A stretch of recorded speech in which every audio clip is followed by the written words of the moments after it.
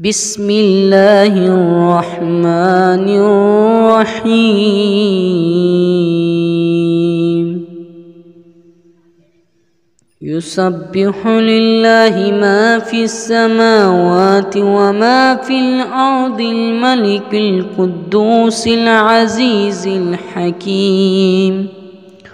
هو الذي بعث في الأميين رسولا منهم يتلو عليهم آياته ويزكيهم ويعلمهم الكتاب والحكمة وإن كانوا من قبل لفي ضلال مبين وآخرين منهم لما يلحقوا بهم وهو العزيز الحكيم ذلك فضل الله يؤتيه من يشاء والله ذو الفضل العظيم مثل الذين حملوا التوراة ثم لم يحملوها كمثل الحمار يحمل أسفارا بئس مثل القوم الذين كذبوا بآيات الله والله لا يهدي القوم الظالمين قل يا أيها الذين هادوا إن زعمتم أنكم أولياء لله من دون الناس فتمنوا الموت إن كنتم صادقين ولا يتمنونه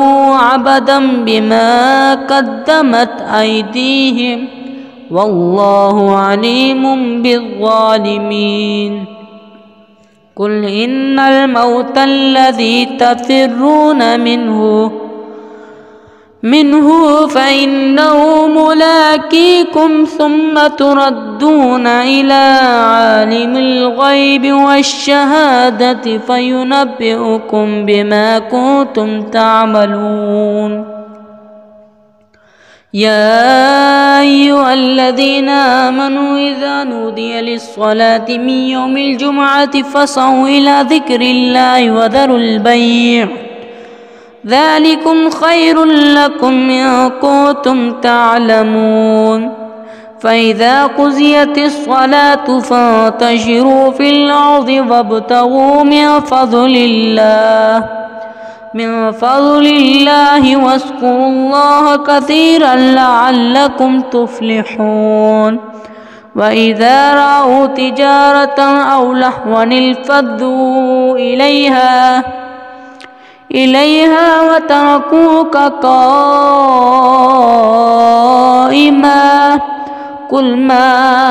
عند الله خير من الله ومن التجارة والله خير الرازقين